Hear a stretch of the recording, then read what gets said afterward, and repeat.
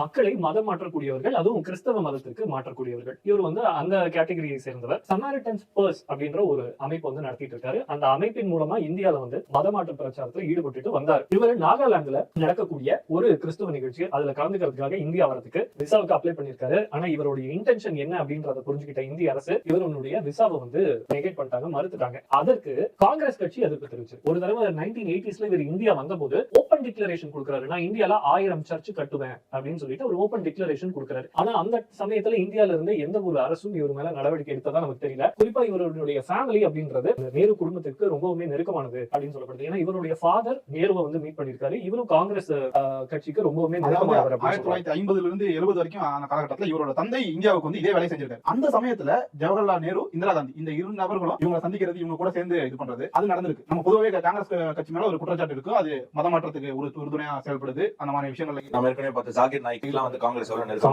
இப்போ இந்த விஷயத்துல நம்ம ரெண்டு விஷயம் கவனிக்கணும். ஒண்ணு வந்து மதம் மாறுவது அப்படிங்கிறது ஒரு தவறான விஷயம் கிடையாது. அவங்களுக்கு எந்த கடவுளை கும்பிடணும்னு அவங்க நினைக்கிறாங்களோ, எந்த மாதிரியான ஒரு வழிமுறையை பின்பற்றணும்னு நினைக்கிறாங்களோ அதை அவங்க ஆப் பண்ணிக்கலாம், தப்பு இல்லை.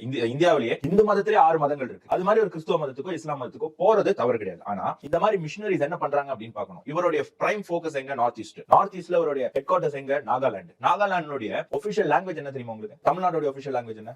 தமிழ். கேரளாவுக்கு மலையாளம். நாகாலாந்துக்கு என்னவா இருந்திருக்கணும்? அந்த நாகாலாந்துக்கு ஒரு மொழி இருந்திருக்கணும்ல. ஆனா நாகாலாந்துடைய ஒபிஷியல் லாங்குவேஜ் இங்கிலீஷ். ஒரு மிஷனரி ஆக்டிவிட்டினால, அங்க நடக்கக்கூடிய மதம் மாற்றத்தினால அந்த மாநிலத்தினுடைய அந்த மொழி பாதுகாவலர்கள், மொழி ஆதரவாளர்கள் அதை கவனிங்க. சும்மா வந்து மொழியை நான் வந்து தூக்கி பிடிக்கிறேன்னு சொல்லிட்டு இந்து மதத்தை எதிர்த்து பேசிட்டு இருக்காங்க. இந்து மதம் தான் மொழிக்கு பாதுகாப்பு. தமிழ்நாட்டில் இந்துக்கள் 70-75% இருக்கிறதுனாலதான் இங்க தமிழ் இன்னும் உயிரோடு இருக்கு அப்படிங்கிறது மறந்துருக்காரு. இந்த மாதிரி மிஷனரிஸ் ஃபர்ஸ்ட் பண்ணக்கூடிய விஷயம் என்னன்னா, அந்த நாட்டுக்கு போய், அந்த மாநிலத்துக்கு போய் அந்த மொழியை அழிப்பதுதான். ஏன்னா அந்த மொழி தமிழ் படிச்சா தமிழனுடைய அந்த ஆழத்தை தெரியணும்னா எங்க போனோம்? திருவாசகம், தேவாரம், கந்தசஷ்டி கவசம், கந்த புராணம், இப்படி வந்து சிவபுராணம், இப்படி போனோம். இப்படி போனாதான் தமிழோட ஆழம் தெரியும். அப்ப தமிழ் அழிச்சுட்டா அப்பதான் இவங்களுடைய அந்த இடத்துல இங்கிலீஷ் மோகம் கொண்டு வந்துட்டா, ஆங்கில மோகம் கொண்டு வந்துட்டா, அப்பதான் இவங்களுடைய வேலை அங்க நடக்கும். தமிழை ஒருவன் பேசும் வரை, அவன் தமிழில் உரையாடும் வரை அவனால ஹிந்துவாக மட்டும்தான் இருக்க முடியும், அவனால சனாதனவாதியாக மட்டும்தான் இருக்க முடியும் அப்படிங்கிறது தான். சோ இதை அவங்க நாகாலாந்துல சக்சஸா பண்ணிருக்காங்க.